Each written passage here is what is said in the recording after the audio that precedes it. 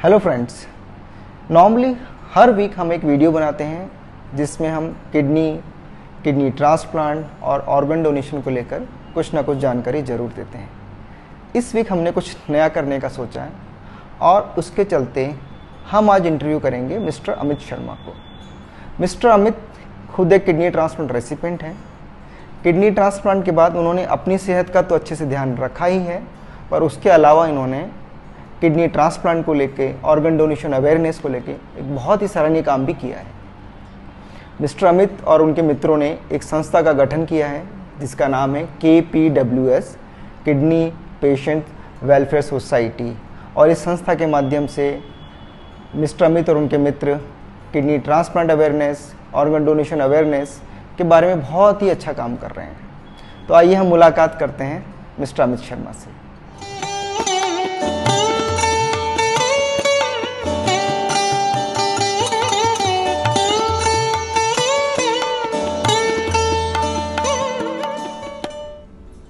नमस्कार अमित जी। नमस्ते सर। मैं चाहूँगा पहले आप दर्शकों को अपने बारे में कुछ बताइए। नमस्ते सभी लोगों को, मेरा नमस्कार। मेरा नाम अमित कुमार शर्मा है। बाय प्रोफेशन में इंजीनियर हूँ। 19 जनवरी 2015 को मेरा किडनी ट्रांसप्लांट हुआ है और अभी 7 साल से ज़्यादा होने को आ रहे हैं मेरे ट्रांसप्लांट को। मैं एक NGO है किडनी पेशेंट्स वेलफेयर सोसाइटी, उसका फाउंडिंग मेंबर भी हूँ। और हमारा जो मेन मोटिव उस सोसाइटी को रन करने का है, लोगों के बीच में अवेयरनेस फैलाना, ऑर्गन डोनेशन को लेकर भी लोगों को समझाना, उनको प्रमोट करना, और किडनी डिजीज़ में भी लोगों की काफ़ी भ्रांतियाँ रहती हैं, उनको दूर करना है। बहुत बढ़िया अमित, बहुत ही बढ़िया। तो अमित जी, आप मुझे ये बताइए कि आपको जो आपकी किडनी की प्रॉब्लम है उसके बारे में पता कैसे चला? सर 2012 में मेरी जॉब लग गई थी इंजीनियरिंग करने के बाद में मैं रूटीन जॉब पे जाता था। बट एक दिन मुझे सर में दर्द हुआ बहुत ज़्यादा। मैं डॉक्टर को दिखाने गया, वहाँ उन्होंने मेरे को BP बताया, BP बहुत हाई था। मैंने टैबलेट्स लेना शुरू कर दिया। BP रहा होगा आपको सर 250 के समथिंग मेरा BP था उस टाइम पे। तो डॉक्टर भी बहुत ज़्यादा शॉक थे कि इतना BP है आपके। मैंने टैबलेट्स लेना शुरू किया, मेरा BP नॉर्मल हो गया, तो मैंने दवाइयाँ छोड़ दी थी कि मैं शायद अब ठीक हूँ, मुझे कोई प्रॉब्लम नहीं है। बट 3-4 महीने बाद में ही मैं ऑफिस में, मेरे को नींद आती बहुत ज़्यादा। मैं ऑफिस में बैठे बैठे काम करते हुए सो जाता। पैरों में स्वेलिंग आती थी, पूरे सूज जाते, सूजन आती थी, वॉमिट जैसा फील होता था कि पता नहीं कि वॉमिटिंग होगी, मेरे को बहुत आलस रहता था बॉडी में। तब मुझे फर्स्ट टाइम पता लगा था, मैंने और डॉक्टर से बात की थी कि मुझे किडनी की प्रॉब्लम है। और नेफ्रोलॉजिस्ट कोई एक शब्द होता है, तो डॉक्टर्स की लाइन में भी जाएंगे तो एक नेफ्रोलॉजिस्ट होते हैं जो कि किडनी की बीमारी जो लोग होते हैं उनको ट्रीट करते हैं। डायलिसिस शब्द फर्स्ट टाइम मेरे सामने आया था उस समय कि जिनको किडनी की प्रॉब्लम हो जाती है, उनका यूरिन आना कम हो जाता है, तो एक डायलिसिस एक प्रोसेस होता है। तब मुझे एग्जैक्ट पता लगा था कि मुझे किडनी का प्रॉब्लम है। तो मैं दर्शकों को ये बताना चाहूँगा कि लगभग ये जो किडनी की समस्या है जिसको हम CKD या परमानेंट किडनी फेलियर बोलते हैं, वो इंसिडेंटली ही डायग्नोस होता है। और अगर इसका डायग्नोसिस हम टाइमली करना चाहते हैं तो मुझे लगता है एक सर्टन एज के बाद आपको अपना रेगुलर ब्लड प्रेशर चेक करवाना चाहिए और अपना हेल्थ चेक भी करना चाहिए, जिसमें हम लोग सीरम क्रिएटिनिन और यूरिन रूटीन जिसमें हम प्रोटीन चेक करते हैं, 2 टेस्ट हम रेकमेंड करते हैं। सो अमित जी, जब आपको अपनी किडनी की प्रॉब्लम के बारे में पता लगा कि भाई आपको एडवांस स्टेज में किडनी प्रॉब्लम है, तो आपका जो रिएक्शन था जो वो कैसा था तो उस चीज़ को लेके? सर यदि बताऊँ, मैं 25 साल का था जब मुझे डिटेक्ट हुआ था किडनी का प्रॉब्लम। यंग एज, जॉब कर रहा था, सेटल था, घर वाले भी सोचते थे कि अब शादी करनी है। इसी दौरान मुझे पता लगता है कि मुझे किडनी की प्रॉब्लम हो गई है। मैं उसको एक्सेप्ट नहीं कर पा रहा था कि मुझे किडनी की प्रॉब्लम हो गई है, क्योंकि अजीब अजीब से अलग अलग से नाम सुनने को मिल रहे थे कि डायलिसिस होगा, उसमें एक मशीन होती है, ब्लड फिल्टर होकर आपकी बॉडी में वापस इंजेक्ट किया जाता है, मोटी मोटी नीडल्स लगती हैं। मुझे लगा कि मेरा मोस्टली टाइम अब हॉस्पिटल में ही जाएगा, पता नहीं जॉब पे जा पाऊँगा कि नहीं, शादी होगी कि नहीं। जीवन में एक निराशा आ गई थी। ऐसा लग रहा था कि शायद अब जीवन जो है मेरा वो समाप्त हो गया है, मेरी लाइफ में अब कुछ नहीं बचा है। मैं समझ सकता हूँ, मोस्टली पेशेंट्स का इसी तरह से रिएक्शन होता है जैसे ही पता लगता है कि उनको एडवांस स्टेज में CKD है या डायलिसिस पे आने वाले हैं।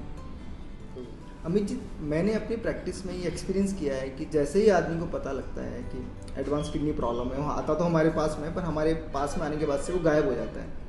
वो ज़रूर ऐसा होता ही है कि वो किसी ऑल्टरनेटिव ट्रीटमेंट या दूसरी पद्धति की तरफ जाता ही जाता है। तो आपका कुछ ऐसा एक्सपीरियंस रहा कि आपने ऑल्टरनेटिव ट्रीटमेंट का ट्राई किया हो पता लगने के बाद? सर मेरे साथ भी ऐसा हुआ है, और एलोपैथी के अलावा भी डिफरेंट पैथीज होती हैं, वहाँ हम जाने की कोशिश करते हैं, सोचते हैं कि शायद वहाँ हमें ट्रीटमेंट मिल जाए और हम सही हो जाएं। बट लास्टली यदि मैं बताऊँ इस बारे में, मैंने पैसा भी बहुत खर्च किया उन पैथीज़ में, बट मुझे कोई ट्रीटमेंट नहीं मिला। मुझे एलोपैथी में ही आना पड़ा और डायलिसिस तक पहुंचना पड़ा।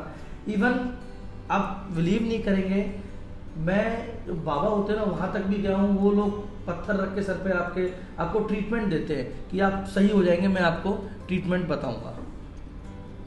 तो थोड़ा सरप्राइजिंग है। देखिए, आप तो इंजीनियरिंग स्टूडेंट थे, साइंस बैकग्राउंड से थे, तो ऐसा क्या हुआ कि आप एक साइंटिफिक अप्रोच को छोड़ के इस ऑल्टरनेटिव ट्रीटमेंट की तरफ गए जिसका कोई साइंटिफिक बेस ही नहीं है? ऐसा क्या हुआ आपके साथ?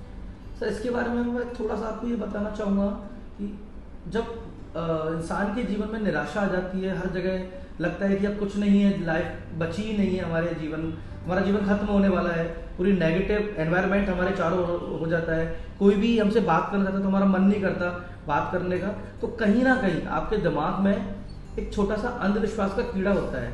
मैं खुद टेक्निकल लाइन से हूँ, टेक्निकल लाइन मैं खुद हूँ, और साथ में मेरा एक और नोन थे जो कि MBBS कर रहे थे, उनको भी किडनी का प्रॉब्लम हुआ था, वो भी अंधविश्वास की तरफ गए थे। तो जब आपके जीवन में निराशा आती है ना, तो वो जो अंधविश्वास का जो कीड़ा होता है छोटा सा, जो कि सोया हुआ होता है आपके दिमाग में कहीं ना कहीं, फिर जब ऐसे बाबा या कुछ ऐसे लोग मिलते हैं ना, तो वो कीड़ा एकदम से उठ जाता है, सक्रिय हो जाता है कि हाँ ठीक है, शायद मैं ऐसा करूँगा, उनका ट्रीटमेंट लूँगा तो मैं ठीक हो जाऊँगा। ये मेरा एक्सपीरियंस मैं आपको शेयर कर रहा हूँ इस अंधविश्वास को लेकर। नहीं, आपका नहीं, इवन आम आदमी की बात नहीं, इवन डॉक्टर्स भी इस तरह के ट्रीटमेंट की तरफ जाते हैं। और मुझे लगता है कभी ना कहीं अखबार के माध्यम से या टीवी एड्स के थ्रू आपको शायद इनके बारे में जानकारी मिलती होगी। यस, काफ़ी देखा मैंने, डिफरेंट पैथीज के बारे में आपको बता रहा था, उनके टीवी में मैंने वीडियोस देखे, न्यूज़पेपर में एड्स देखे, उसमें वो लोग लिखते बाकायदा शर्तिया इलाज, यदि आप सही ना हो तो आप तुरंत पैसे वापस लें। नहीं होता।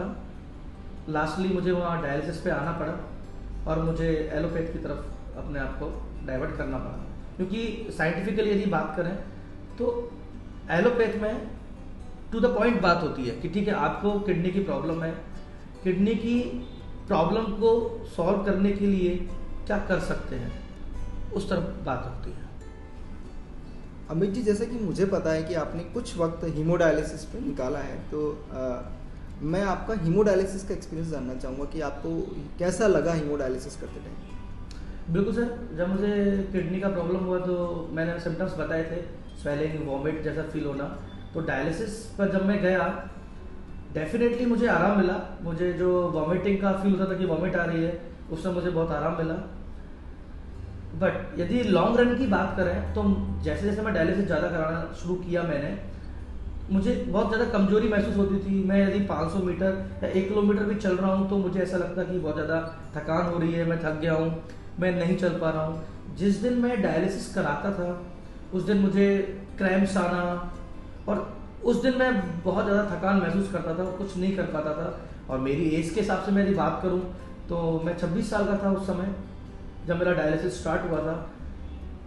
तो क्वालिटी ऑफ लाइफ के लिए कि ठीक है, मुझे अभी जो मेरी एज है वो यंग एज में हूँ मैं, मुझे मेरी अभी लाइफ काफ़ी लंबी चलानी है और हेल्दी लाइफ जीनी है, और क्वालिटी ऑफ लाइफ के लिए फिर मैंने ट्रांसप्लांट का मन बनाया। ट्रांसप्लांट हमेशा एक बेहतर ऑप्शन है डायलिसिस के कंपैरिजन में। अगर हम क्वालिटी ऑफ लाइफ की बात करते हैं, बॉडी एनर्जी की बात करते हैं, एक्टिव लाइफ की बात करते हैं,